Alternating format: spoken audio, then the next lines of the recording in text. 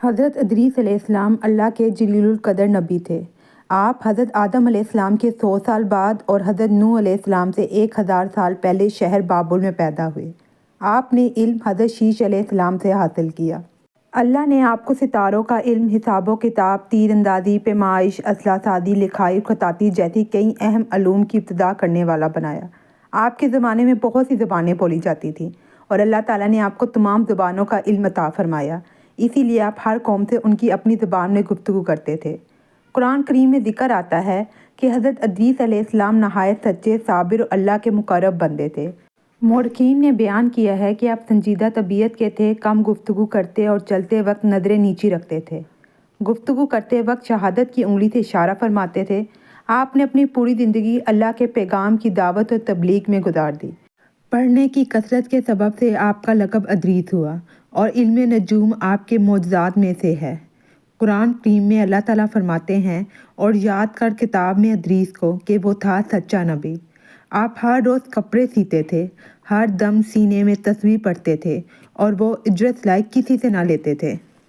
ایک روز کا ذکر ہے کہ وہ اپنے کام سے فراغت پا کر بیٹھے تھے کہ اسی وقت ملک الموت حضرت عزرائیل علیہ السلام اللہ تعالیٰ کے حکم سے آدمی کی صورت بنا کر مہمان کے طور پر رات کو حضرت ادریس علیہ السلام کے دروازے پر آ پہنچے۔ حضرت ادریس علیہ السلام روزہ رکھنے والے تھے۔ جب شام ہوتی افطار کرتے وقت کھانا آپ کا جنت سے آتا، جس قدر چاہتے کھا لیتے، باقی کھانا پھر جنت میں واپس چلا جاتا۔ اس دن کا کھانا جب جنت سے آیا تو حضرت ادریس علیہ السلام نے وہ کھانا اس مسافر کو پیش کر دیا۔ مسافر نے کچھ نہ کھایا، قدم پر قدم رکھ کر عبادت کرتا رہا۔ حضرت ادریس علیہ السلام ان کا یہ حال دیکھ کر بہت حیران ہوئے کہ یہ کون شخص ہے۔ جب صبح ہوئی تو حضرت ادریس علیہ السلام نے ان سے کہا، اے مسافر، تم میرے ساتھ چل کہ خدا کی قدرت صحرا میں جا کر دکھاؤں۔ تب دونوں بزرگ گھر سے میدان کی طرف نکلے، ایک گیہوں کے کھیت میں جا پہنچے۔ تب حضرت عزرائیل علیہ السلام نے کہا، چلو اس کھیت سے چند خوشے گیہوں کے لے کر آؤ، ہم تم کھائیں۔ حضرت ادریس علیہ السلام نے فرمایا، عجیب بات ہے کہ تو نے رات کو جو حلال کھانا تھا وہ تو کھایا نہیں، اب حرام کھانا چاہتا ہے۔ پھر وہاں سے دونوں بزرگ ایک دوسرے باغ میں گئے۔ وہاں بھی انگور دیکھ کر حضرت عزرائیل علیہ السلام نے کھانے کا ارادہ کیا۔ حضرت ادریس علیہ السلام نے فرمایا، مالک کی غیر موجودگی میں کھانا حرام ہے۔ پھر جاتے جاتے ایک بکری دیکھ کر عزرائیل علیہ السلام نے کھانے کا پھر ارادہ کیا۔ پھر حضرت ادریس علیہ السلام نے کہا، بیگانی بکری کو ذبح کر کے کھانا ممنوع ہے۔ بس اسی طرح 3 روز تک دونوں باہم گفتگو کرتے رہے، جبکہ ادریس علیہ السلام نے معلوم کیا کہ یہ کون شخص ہے، لیکن انہیں پتہ نہ چل سکا۔ تب حضرت ادریس علیہ السلام نے فرمایا، خدا کے واسطے ظاہر تو کرو کہ تم کون ہو۔ اس نے عرض کیا کہ میں عزرائیل ہوں۔ تب حضرت ادریس علیہ السلام نے فرمایا، بھائی، کیا سب مخلوقات کی جان تم ہی قبض کرتے ہو؟ انہوں نے کہا، ہاں۔ حضرت نے فرمایا، شاید کہ تم میری جان قبض کرنے کے لیے آئے ہو۔ انہوں نے کہا، نہیں، میں تو آپ کے ساتھ خوش طبعی کرنے آیا ہوں۔ حضرت ادریس علیہ السلام نے کہا، آج 3 دن سے تم میرے ساتھ ہے، اس عرصے میں بھی تو نے کسی کی جان قبض کی ہے؟ حضرت عزرائیل علیہ السلام نے کہا، جان قبض کرنا ہمارے ہاتھ میں ایسا ہے جیسا کہ تمہارے دونوں ہاتھ کے نیچے روٹی رکھی ہوئی ہے، یعنی جب کسی کی موت آتی ہے اللہ تعالیٰ کے حکم سے میں ہاتھ بڑھا کر اس کی جان قبض کر لیتا ہوں۔ اور حضرت عزرائیل علیہ السلام نے فرمایا، اے حضرت ادریس، میں چاہتا ہوں کہ تیرے ساتھ رشتہ برادری کا کروں۔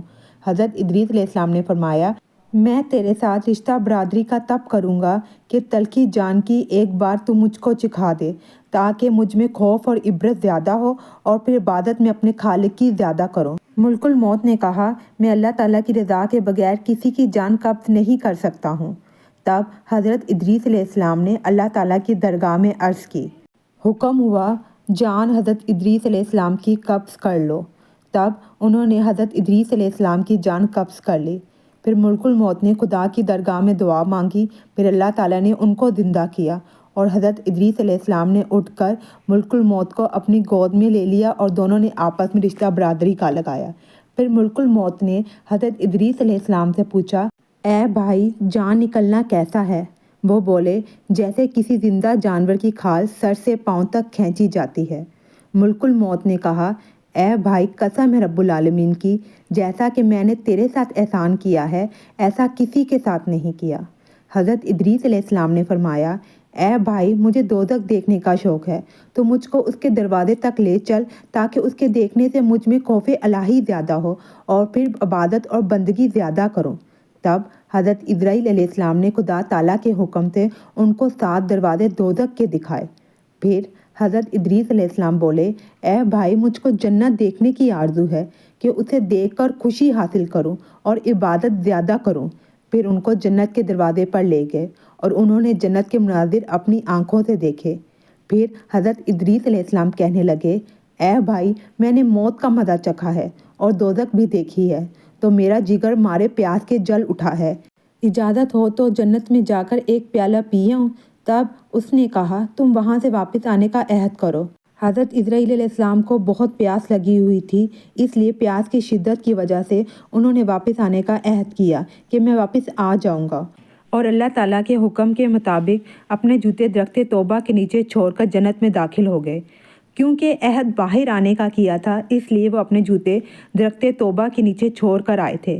جنت سے باہر نکل کر وہ اپنے جوتے لے کر دوبارہ جنت میں جا کر درخت پر بیٹھ گئے۔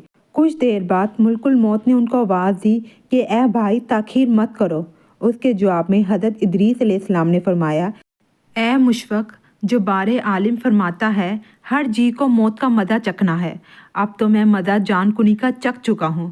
اور اللہ تعالیٰ فرماتا ہے، اور نہیں کوئی جو تم میں سے جو نہ پہنچے گا اس میں، تو میں دوزخ میں بھی پہنچ چکا ہوں۔ اور یہی جلیل و جبار فرماتا ہے، نہ پہنچے گی وہاں ان کو کچھ تکلیف اور نہ ان کو وہاں سے کوئی نکالے گا، یعنی جو جنت میں گیا پھر وہ باہر واپس نہ آئے گا۔ اے بھائی، اب ہرگز باہر نہیں آؤں گا۔ درگاہ باری سے آواز آئی، اے اسرائیل، تو حضرت ادریس علیہ السلام کو چھوڑ کر چلا جا، میں نے ان کی تقدیر میں یہی لکھا تھا۔ حضرت ادریس علیہ السلام موت کا مزہ چکھ کر اور دوزخ بھی دیکھ کر جنت میں جا رہے ہیں۔ اور اللہ تعالیٰ فرماتا ہے، اور اٹھا لیا ہم نے اس کو اونچے مقام پر۔ جنت میں حضرت ادریس تو چلے گئے، لیکن ان کے فرزند تو دکھ اور غم میں مبتلا تھے۔ ایک روز ابلیس ان کے پاس آیا اور کہا، تم مت رویا کرو، تمہارے باپ کی سی ایک صورت میں بنا دیتا ہوں، تم اس کو شب و روز دیکھا کرو اور پوجو، اس سے تمہارا سب درد، دکھ اور غم جاتا رہے گا اور تم سب خوش رہو گے۔ ابلیس نے ایک ایسی صورت بنائی کہ ان کی شکل میں اور اس میں کوئی فرق نہ تھا، صرف اتنا ہی فرق تھا کہ یہ صورت بات نہ کرتی تھی اور وہ لوگ اس صورت کو پوجا کرتے تھے، یہاں تک کہ رفتہ رفتہ بت پرستی تمام عالم میں پھیل گئی۔ مشرق سے مغرب تک یہ رواج جاری رہا، کوئی آدمی اللہ تعالیٰ کو نہ جانتا تھا، علم و عمل ان میں مفقود تھا۔ اسلام کو ان پر پیغمبر بنا کر بھیجا تاکہ ان کو راہ ہدایت کی بتا سکیں۔ ویڈیو اچھی لگی ہو تو please like, share and subscribe to my channel. شکریہ۔